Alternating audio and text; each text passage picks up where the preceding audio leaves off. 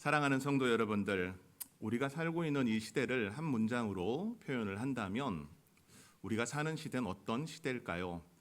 오늘 대표 기도를 하셨던 장로님이 그 기도 제목 가운데 우리나라가 자유민주 대한민국이라는 표현을 썼습니다.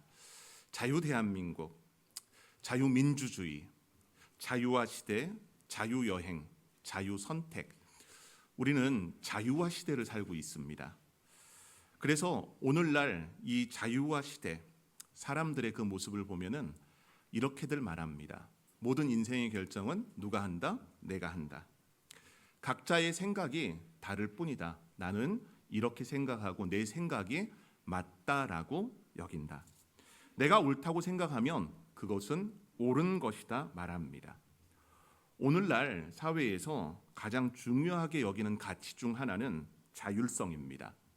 자율성이라는 것은 스스로 원칙에 따라서 자기의 선택과 통제와 절제를 모두 이룬다는 것을 말합니다. 자유롭게 살아가는 것, 우리는 자유라는 말을 굉장히 좋아합니다. 그 자유라는 말 안에는 사실 감당해야 될 것들도 있음이 우리는 너무나 잘 압니다. 그런데 이 자유를 누군가가 침입하고 침범했을 때, 만일 누군가가 여러분 삶에 대한 기준을 말한다면은 여러분 불편하지 않겠습니까? 밥을 먹을 때 나는 오른손으로 먹는데 앞으로는 왼손으로 먹으라 한다면 어떻겠습니까? 불편할 거예요. 우리 대부분의 사람들은 왼손을 쓰다가도 혼이 나서 오른손으로 바꾼 경우들이 많이 있기 때문입니다. 누군가 옳고 그름을 말하면 그것은 나한테 간섭한다라고 생각을 합니다. 그렇지 않으세요? 가장 가까이 있는 가족들, 부모님이나 동기간이 간섭하는 것도 별로 좋아하지 않는데 타인인 누군가가 나의 결정에 대해서 옳고 그름을 판단한다면 그것은 간섭이라고 우리가 생각을 합니다. 각자 자기 생각대로 살면 된다라고 말하는 시대가 바로 오늘날 시대입니다. 그러다 보니 우리는 혼돈의 시대를 사실 살아갑니다. 각자가 자유롭게 각자가 결정한 대로 각자의 마음대로 살다가 보니까 세상은 조금 혼돈스러운 모습들이 있습니다. 그 혼돈스러운 시대가 바로 여러분들이 리딩 지저스 성경 통독을 통해서 함께 말씀을 한 주간 봤던 사사기 시대, 사사기의 사사기 시대입니다. 사사 시대를 한마디로 표현하면 혼돈의 시간이라고 말할 수 있습니다. 이스라엘은 하나님을 알고 하나님의 율법을 가지고 있습니다. 그럼에도 불구하고 이스라엘은 그 사회가 점점 무너져가는 것을 우리는 볼 수 있습니다. 사사기에는 우리가 좋아하는 사사들이 많이 등장합니다. 여성 사사 드보라, 또 힘이 셌던 삼손, 또 겁쟁이였지만은 300명의 군사를 통해서 13만 5천 명을 물리쳤던 기드온 같은 이런 용사, 사사들의 이야기를 보며 힘을 받기도 합니다. 근데 12명의 사사의 이야기가 끝나는 17장서부터 21장까지의 이 말씀을 보게 되면은 그 사회가 얼마나 혼돈한 사회였는지 우리에게 잘 보여줍니다. 그 시대는 충격적이라 말할 수 있습니다. 여러분들은 별로 충격 안 받았을 수 있어요. 왜냐하면 오늘날 너무 현실에 비현실적인 일들이 많기 때문일 것입니다. 사사기의 그 17장서부터 21장의 모습을 한번 그림으로 다시 생각해 보십시오. 우상숭배가 먼저 등장을 합니다. 미가라고 하는 사람이 자기의 집에 신당을 만들고 은으로 우상을 세웁니다. 그리고 레위 청년을 자기 집에 제사장으로 삼아서 자기 마음대로 믿는 종교를 만들어 버립니다. 하나님께 예배했던 백성이 자기 손으로 우상을 만들어 섬기기 시작을 합니다. 그런데 마가뿐만이 그런 것이 아닙니다. 이 종교적 타락의 모습은 조금 더 심각해집니다. 하나님을 섬겨야 할 레위인이 하나님의 뜻을 묻지 않고 사람들의 돈과 조건에 따라 움직이기 시작을 합니다. 하나님의 말씀이 아니라 사람의 이익이 종교를 움직이기 시작을 합니다. 그런데 이 모습은 미가의 집에만 있었던 게 아니에요. 단 지파라고 하는 이스라엘의 12개 지파 중 하나인 단 지파가 동일하게 자기 지파의 제사장으로 삼아서 섬기고 있는 모습이 고스란히 보여지고 있습니다. 거기에 멈춰지지 않습니다. 19장으로 넘어가게 되면은 더 충격적인 이야기가 등장을 합니다. 한 레위인의 첩이 학대를 당하다가 죽는 비극적인 사건입니다. 이 말씀을 보면서 저는 과거에 왜 레위인이 첩을 두었을까라는 궁금증에 좀 사로잡혔습니다. 레위인이 첩을 둬도 될까요? 당시에는 다처제 사회였습니다.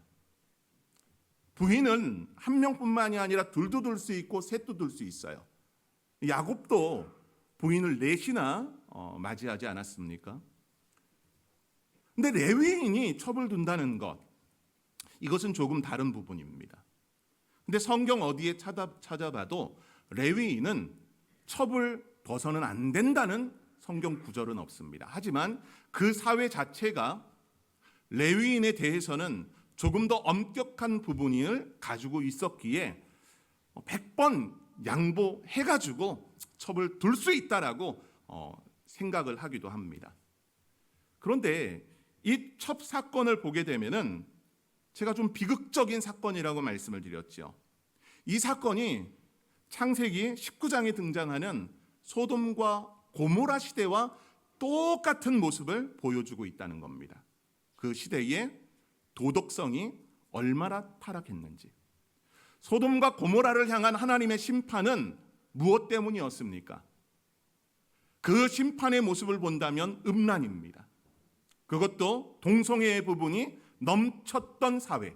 근데 고스란히 사사기 19장에 보게 되면은 기브아 청년들, 그 청년이라고 제가 표현했지만 불량한 자들입니다. 그 불량한 자들이 어떤 행동을 취하느냐? 바로 이 레위인을 끄집어내게끔 하고 그와 관계하리라라는, 상관하리라는 단어로 고스란히 소돔과 고모라 시대의 성적 타락인 동성애 사건과 연결을 시킵니다. 근데 그 모습은 거기서 끝나지 않습니다.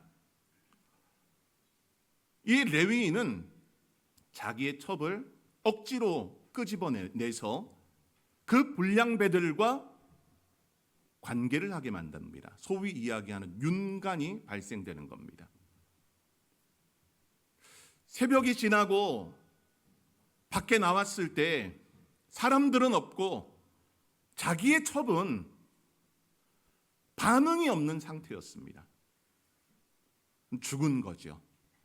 그 죽은 시체를 어떻게 합니까? 사랑하는 관계였다면 아마도 매장을 하든지 그를 위해 애국하는 시간을 가져야 되는데 레위인은 그렇게 하지 않습니다. 토막을 냅니다. 그 토막을 여러 지파에 다 나눠주는 모습을 보여줍니다. 여러분, 이거 얼마나 끔찍한 비극입니까? 여기에 더해지는 것, 이제 그 한 지파, 베냐민 지파와의 이스라엘의 내전이 시작이 됩니다. 같은 하나님의 백성이 칼을 들고 서로를 도륙하는 그런 멸망의 전쟁이 벌어지게 됩니다. 하나님의 백성의 공동체가 무너지기 시작을 합니다. 그 이유가 무엇 때문입니까? 성경을 보면 바로 오늘 우리가 읽은 이 본문 때문입니다. 사람이 각기 자기의 소견에 옳은 대로 행하였더라. 여기에서 자기 소견이라는 것은 자기 눈에 옳아 보이는 것을 뜻합니다. 자기 눈에 보기에 옳다는 것. 사람들은 더 이상 하나님의 말씀을 기준으로 삼지 않습니다. 사람들은 자기들의 생각을 기준으로 삼고 있습니다. 그래서 사사기에 이 마지막을 정리를 하면서 자기 기준이 절대적 기준이 되어진 세상의 결과를 우리에게 잘 보여줍니다. 사랑하는 성도 여러분들, 여러분들은 혹시 신앙생활 하면서 자기의 소견으로 살고 있습니까? 하나님의 말씀으로 살고 있습니까? 우리는 하나님의 말씀으로 산다고 말합니다. 하지만 하나님의 말씀으로도 살지만 세상적인 여러분이 가지고 있는 안목과 소견을 가지고 사는 것도 사실입니다. 우리는 그럼 이런 질문을 해봐야 됩니다. 우리는 정말 자유로운 선택을 하고 있는가? 내 마음으로 산다, 나는 자유롭게 산다라고 말했는데 정말로 나는 자유롭게 살고 있고 내 마음대로 살고 있는가? 여러분들이 질문해보고 답해보길 원합니다. 우리의 삶을 들여다보면은 우리는 자유롭게 산다라고 말하지만 자유롭게 살지 않습니다. 왜냐하면 자유롭게 산다고 말하면서도 사람들은 놀랍게 비슷한 방향으로 흘러갑니다. 뭐가 비슷한 방향으로 흘러갈까요? 어느 대학을 가야 되는지. 여러분들이 추구하는 대학은 어떤 대학입니까? 소위 얘기하는 S대? 인서울? 우리는 결정해 놨습니다. 내가 하나님의 뜻으로 살겠다고도 말하지만은 세상의 기준처럼 정해 놨습니다. 여기에 안 가면 처지는 사람이 된다. 어떤 직장을 가져야 합니까? 대기업, 중견기업, 중소기업, 아니면 작은 가게? 여러분들은 정해놨습니다. 어디로 가야 됩니까?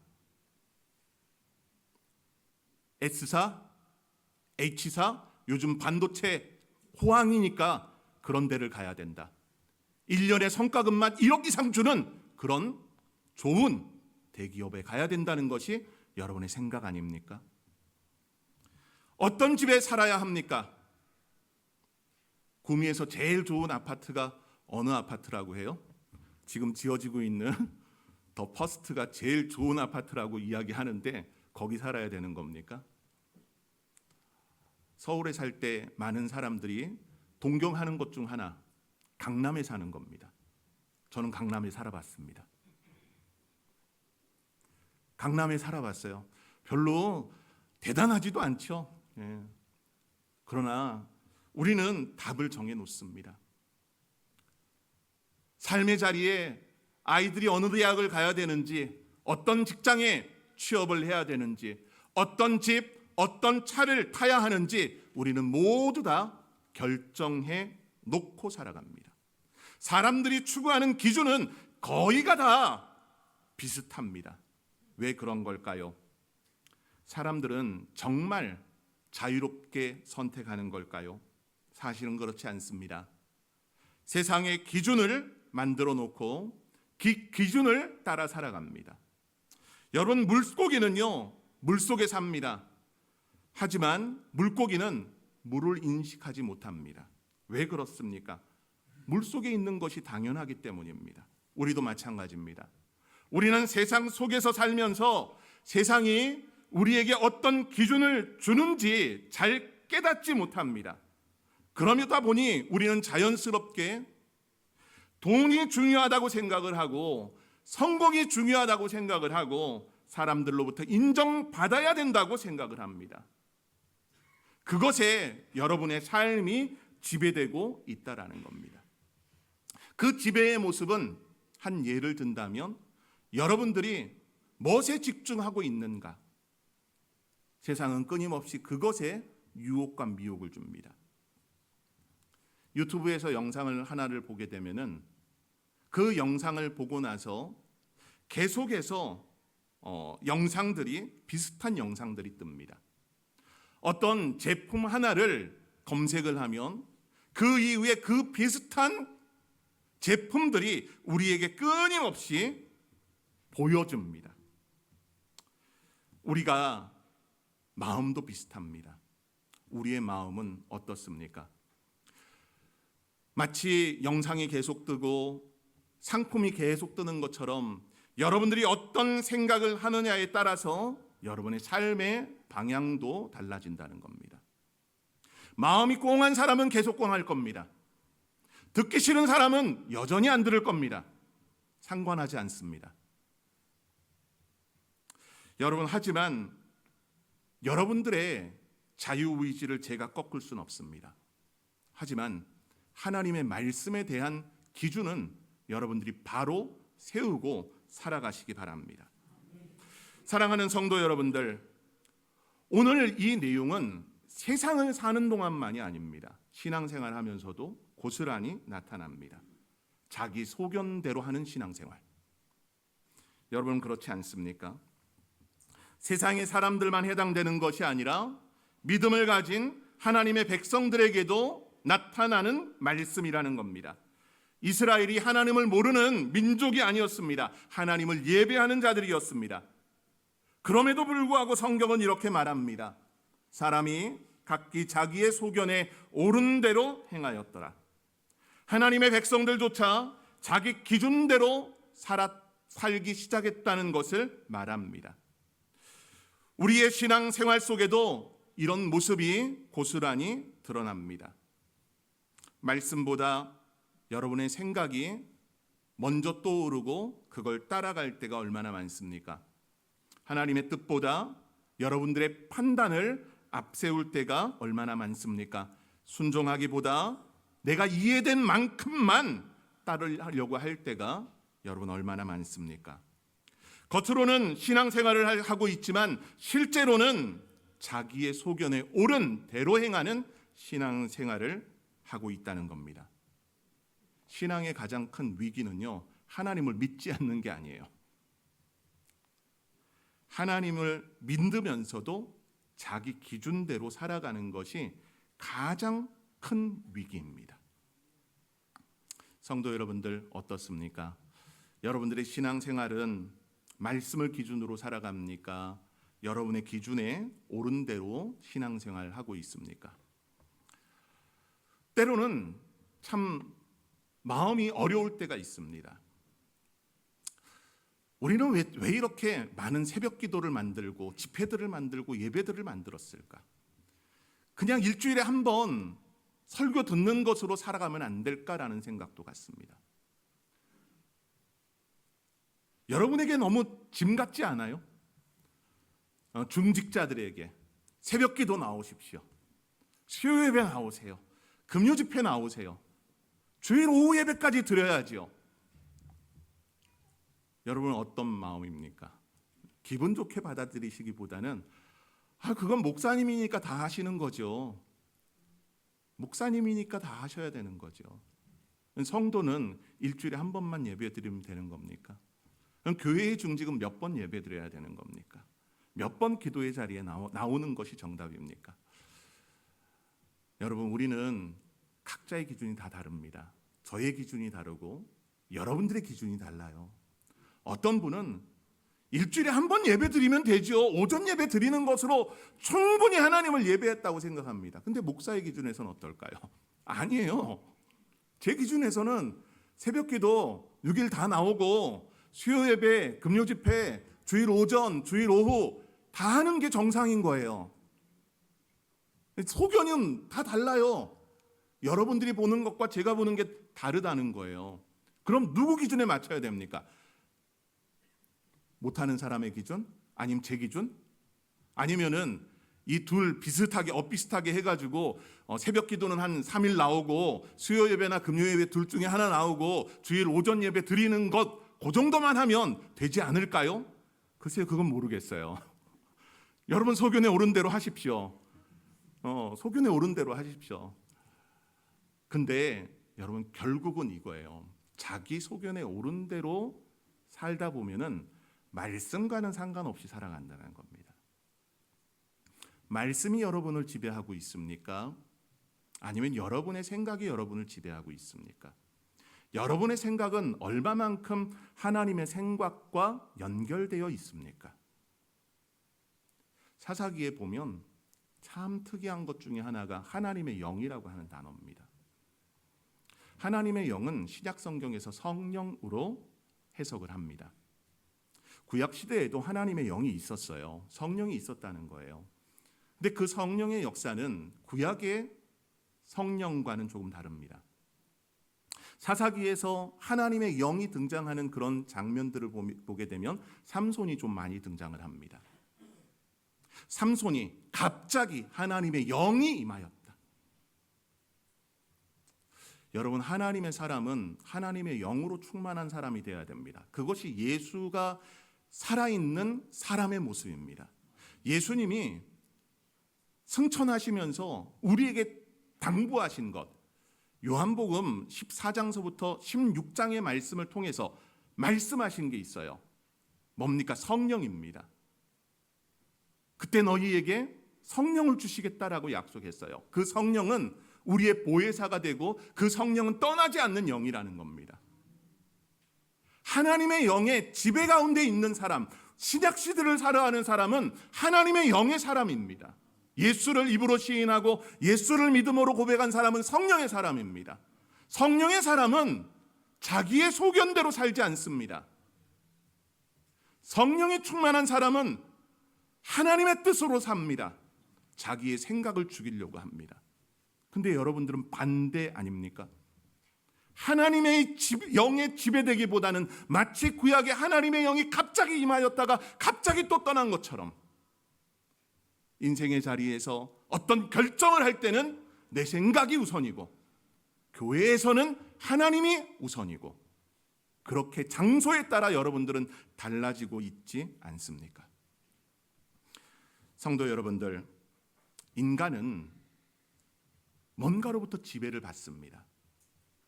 앞서 이야기한 대로 여러분들이 쌓아놓은 가치관, 세계관들은 많은 영향을 받았습니다. 누구로부터 영향? 성경으로부터의 영향, 교회로부터의 영향도 있지만 세상으로부터의 영향도 있다는 겁니다. 그 인생은 누구의 지배를 받고 있는지 우리가 확인해 봐야 됩니다. 여러분들은 돈의 지배를 받고 있지 않습니까? 여러분들은 성공의 지배를 받고 있지 않습니까? 사람들로부터 평가, 다양한 것들로부터 우리는 지배를 받고 있습니다. 그러나 성경은 우리에게 이렇게 말씀합니다. 너희는 이 세대를 본받지 말라. 여러분, 혹시 이 세대를 고스란히 본받으며 살고 있지는 않습니까? 앞서 이야기했던 대학을 결정하는 부분, 좋은 직장의 부분, 어떤 집, 어떤 차, 세상 사람들하고 비슷하게 우리는 살아가고 있지는 않습니까? 성경은 우리에게 이 세대를 본받지 말라고 명확하게 말씀을 합니다. 사도 바울은 인간이 생각보다 쉽게 세상의 기준에 영향을 받는다는 것을 알고 있었습니다.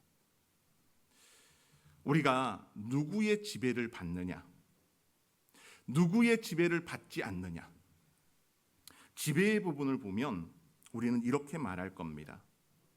지배를 받지 않고 자유롭게 살아가는 것이 정답이라고 하는 오늘날의 시대, 자유의 시대 가운데 우리는 누군가의 지배도 받지 않는다, 지배를 받지 않고 나대로 살겠다라고 말합니다. 그런데요, 중세시대에 이런 말이 있었습니다. 사람들에게는 항상 왕이 있었다. 물론 오늘날은 중세시대가 아닙니다. 21세기 우리는 우주로 나가는 시대에 살고 있습니다. 이 시대 가운데 왕은 없지만 여전히 권력을 갖고 힘을 가지고 있는 사람들은 존재합니다. 여러분, 우리가 누구의 지배를 받고 있느냐, 왕이 있느냐 없느냐, 그게 문제가 아니라 누가 여러분들을 지배하고 있느냐가 중요하다는 겁니다. 성경은 묻습니다. 누가 너의 왕이냐? 오늘 이 사사기 시대에 25장의 내용의 시작은 그때 이스라엘에 왕이 없으므로라고 말합니다. 중요한 단어는 왕입니다. 이스라엘에게 왕이 없다는 말은 단순하게 정치적 군사적인 문제가 아닙니다. 이스라엘의 왕은, 진짜 왕은 하나님이셨습니다. 그러나 사람들은 하나님을 왕으로 인정하지 않습니다. 하나님을 왕으로 인정하지 않으니까 어떻게 살아갑니까? 결국 자기 기준으로 살아가려고 하고 자기 기준의 왕을 세우려고 합니다. 하나님은 우리에게 말씀하십니다.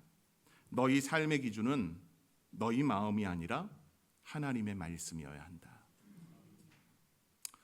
성도 여러분들, 우리는 하나님의 말씀이 주도되고 하나님을 왕 삼는 성도가 되길 원합니다. 여러분, 이스라엘의 이라크의 이런 전쟁의 부분을 보면 이라크에도 대통령이 존재합니다. 이란에도 대통령이 존재합니다. 근데 대통령보다 위에 있는 최고 지도자가 있습니다. 이 최고 지도자의 역할은 무엇이냐 하면은 그들의 이 쿠란을 통해서 가르치는 부분들을 감당하는 사람입니다. 이란은 민주국가가 아닙니다. 신종국가입니다. 알라를 믿고 거기에 최고 지도자는 그 알라의 말대로 이란을 통치합니다. 거기에 행정의 한 부분을 맡고 있는 것이 대통령의 부분입니다. 우리가 살아가고 있는 이 시대에 세상 사람들은 우리의 믿음에 대해서 이야기를 합니다. 여러분, 우리는 대한민국을 살고 있습니다. 대한민국의 첫 번째 권력은 대통령입니다. 대통령이 마음에 드시는 분도 있고 마음에 안 드는 분도 있고 할 겁니다. 그러나 우리는 이 땅을 살아가면서 이 땅의 위정자를 위해서도 기도해야 됩니다. 그러나 우리가 놓치지 말아야 되는 것이 있습니다. 그 대통령 위에 누가 있느냐는 겁니다. 하나님이 통치하고 계시다는 사실을 우리가 놓쳐서는 안 될 것입니다. 오늘날의 시대는 자기 마음대로 사는 시대입니다. 그러나 인간은 결코 완전한 자유로운 존재가 아닙니다. 어떤 기준 안에서 살아갑니다. 우리 삶에서 가장 중요한 질문은 이겁니다. 누가 우리의 왕인가?